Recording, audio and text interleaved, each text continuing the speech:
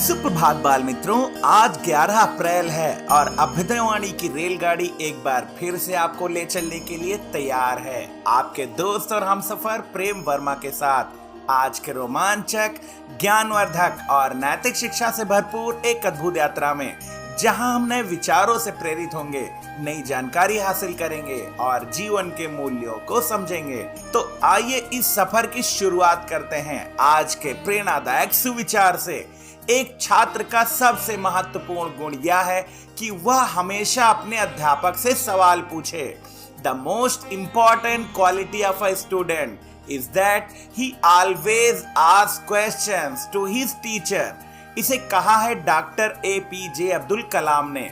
एक आदर्श छात्र की सबसे बड़ी विशेषता जिज्ञासा और सीखने की ललक होती है। अध्यापक से प्रश्न पूछने का अर्थ है विनम्रता से मार्गदर्शन लेना, जो सफलता का आधार है। प्रश्नों के माध्यम से छात्र तर्क शक्ति का विकास करता है और अंधविश्वासों से मुक्त होता है। डॉक्टर कलाम स्वयं एक शिक्षक थे और उनका मानना था कि प्रश्न ही नए विचारों और आविष्कारों के स्रोत हैं और प्रश्न पूछने वाला मन ही राष्ट्र का भविष्य बदल सकता है। उनके लिए शिक्षा का उद्देश्य केवल उत्तर देना नहीं, बल्कि सही प्रश्न पूछना सिखाना था। यह सुविचार छात्रों को प्रोत्साहित करता है कि वे कभी भी सीखने की प्रक्रिया में निष्क्रिय ना रहें, बल्कि संदेह, चर्चा और जांच से ज्ञान प्राप्त करें। अभ्युदयवाणी में अब जानते हैं आज का अंग्रेजी शब्द, जो है ब्लिसफुल। BLISSFUL। ब्लिसफुल का अर्थ होता है पूर्ण आनंद या गहरी खुशी। यह शब्द शांति, संतुष्टि और परम सुख की स्थिति को दर्शाता है। उदाहरण के लिए, अ ब्लिसफुल मॉर्निंग, एक आनंदमय सुबह। True happiness lies in finding blissful moments in small things. सच्ची खुशी छोटी छोटी चीजों में आनंद ढूंढने में है। आगे बढ़ते हैं इस सफर में और आनंद लेते हैं आज की पहेली का। वन में दिखती है वो दौड़ती, पेट में लटके उसकी थैली। बच्चों को थैली में छिपाए, वन में लंबी कूद लगाए। इस पहेली का जवाब है कंगारू। अब अगला स्टेशन है आज का इतिहास। इतिहास हमें अतीत से सीखने और वर्तमान को बेहतर बनाने का मौका देता है।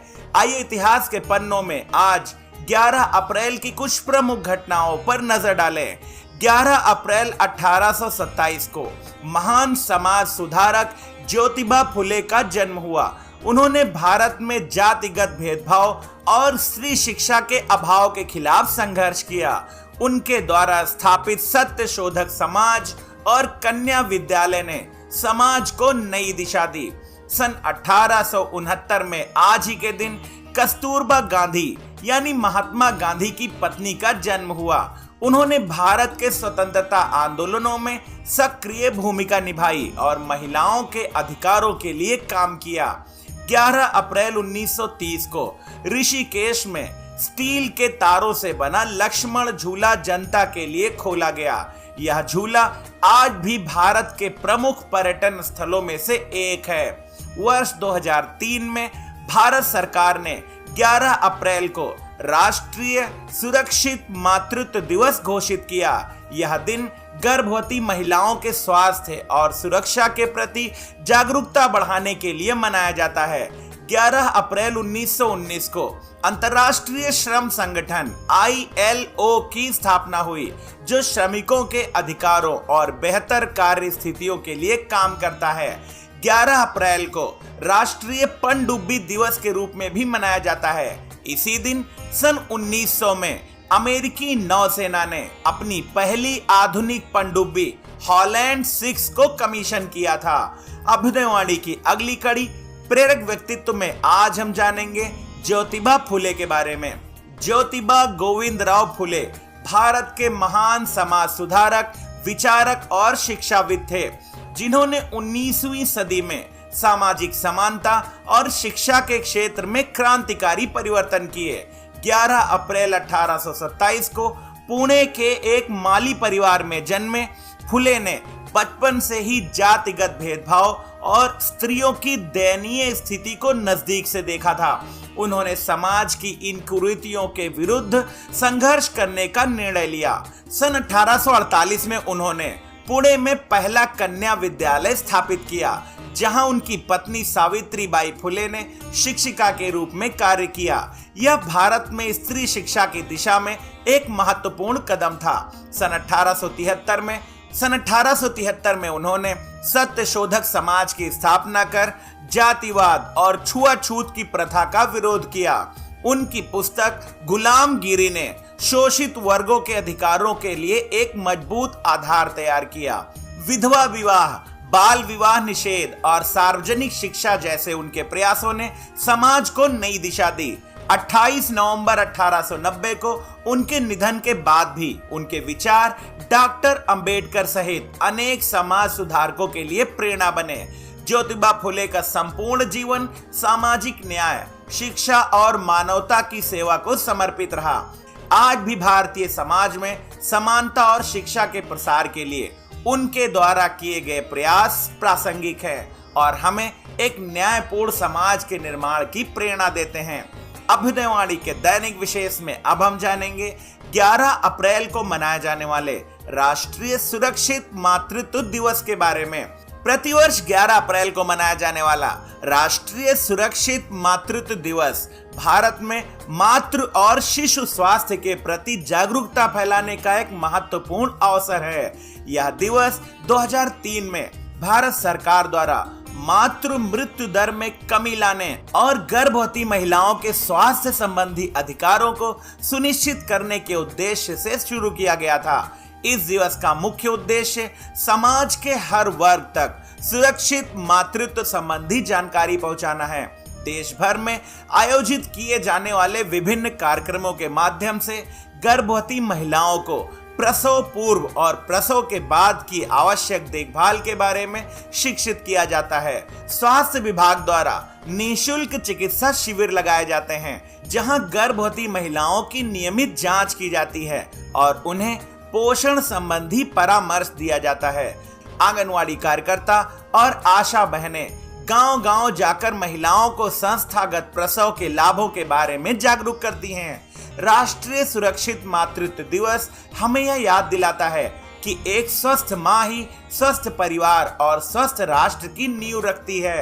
अभ्युदयवाणी के अंतिम पड़ाव पर अब सुनते हैं आज की प्रेरणादायक बाल कहानी, जिसका शीर्षक है मैं जैसा हूँ वैसा ही अच्छा हूँ। पट्टू तोता पेड़ की डाल पर उदास बैठा था। उसकी चोंच को घूरते हुए वह मन ही मन सोच रहा था, मेरी चोंच इतनी मोटी और लाल क्यों है? बिरजू बाज की चोंच नुकीली है, कालू कौवे की चमकदार है और कल्की कोयल की तो स्लेटी पतली जैसी सुंदर है, पर मेरी हूँ। तभी उसकी माँ ने पास आकर पूछा, पट्टू तुम इतने चुप क्यों हो, क्या बात है? पट्टू ने झेपते हुए कहा, माँ मुझे मेरी चोंच पसंद नहीं, देखो ना ये कितनी अजीब लगती है। मेरे दोस्तों की चोंचें तो बहुत सुंदर हैं। माँ मुस्कुराई और बोली, ठीक है, पर पहले मेरे एक सवाल का उत्तर दो, क्या तुम्हें ताजे फल और मीठे बीज खाना पसंद है? पट्टू बोला, हाँ, आम, अमरूद, अनार ये सब तो मुझे बहुत अच्छे लगते हैं। माँ ने आगे पूछा, अच्छा अगर तुम्हें कीड़े मकोड़े और मछलियां खाने को दी जाए तो? पट्टू ने मुंह बनाते हुए कहा, छी, मैं तो ऐसी चीजें खा ही नहीं सकता। माँ समझाते हुए बोली, यही तो बात है बेटा, ईश्वर ने हर पक्षी को उसके खाने और जीवन के अनुसार चोंच दी है। बाज की नुकीली चोंच शिकार के लिए है, कौवे की मजबूत चोंच कठोर चीजें तोड़ने के लिए है और तुम्हारी मोटी चोंच फलों के गूदे को आसानी से निकालने के लिए है। अगर तुम्हारी चोंच दूसरों के जैसी होती तो क्या तुम अपने पसंदीदा फल खा पाते? पट्टू ने गहराई से सोचा और फिर मुस्कुराकर कहा, नहीं माँ, अब समझ में आया, मेरी चोंच मेरे लिए बनी है। माँ ने उसे गले लगाते हुए कहा, हाँ प्यारे, हर किसी में कोई ना कोई खास बात होती है, तुम्हें बस अपनी खूबियों को पहचानना है और उन पर गर्व करना है। ये कहानी हमें सिखाती है कि हमें दूसरों से अपनी तुलना नहीं करनी चाहिए, क्योंकि ईश्वर ने हर किसी को अलग और खास बनाया है। अपनी विशेषता पहचानो। हमारे शरीर और स्वभाव की हर बात का कोई ना कोई उपयोग होता है। जरूरत है तो बस उसे समझने की।